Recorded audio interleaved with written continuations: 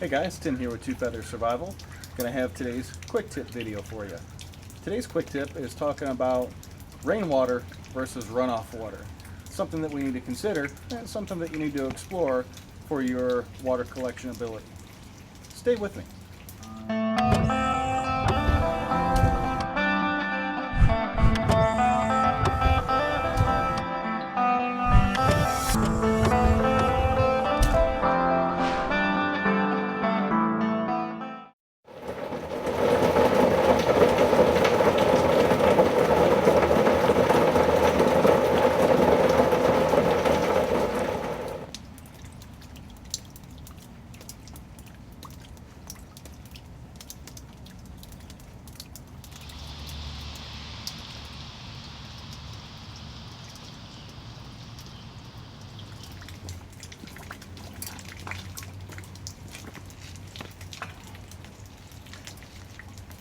Okay guys, so the big difference here is in the verbiage that I used just a moment ago.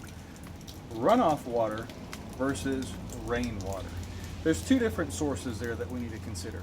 Runoff water is exactly like it sounds. It's landed on something, be it ground, trees, structures of some sort, and it has a runoff where I can then collect that in some sort of a container. What I have here is a basic single wall stainless steel cup that I can use then to further purify this water.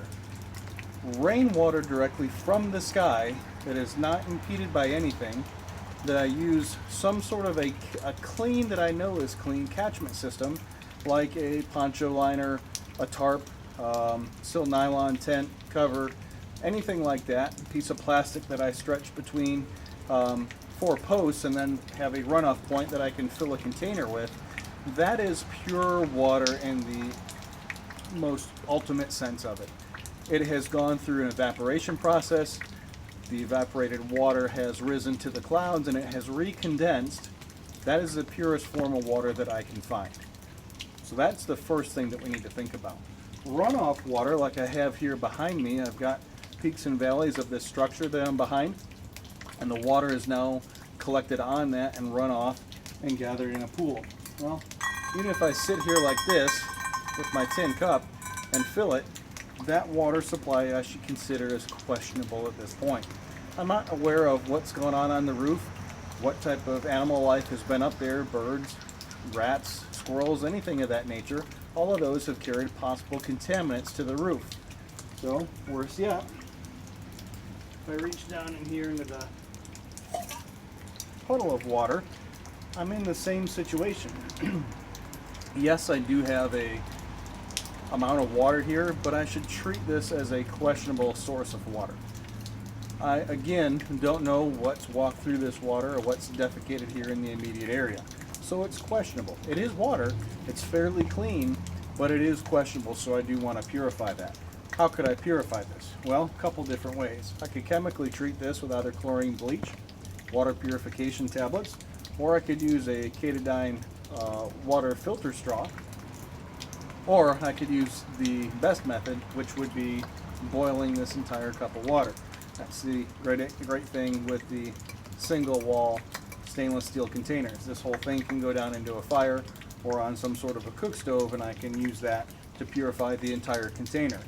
Key word there, the entire container. I scoop this down into my questionable water supply, so now this entire container is actually contaminated.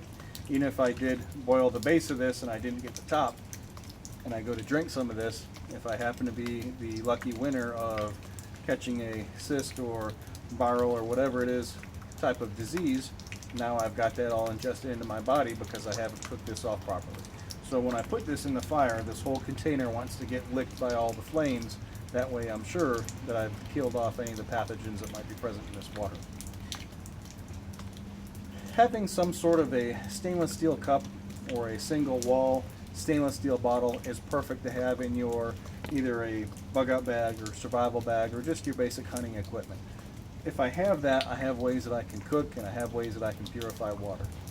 Water is something that's very high on the priority list when you start looking at the rule of 3 with survivability. 3 days without water. You have to remember that. You have to keep that in your head.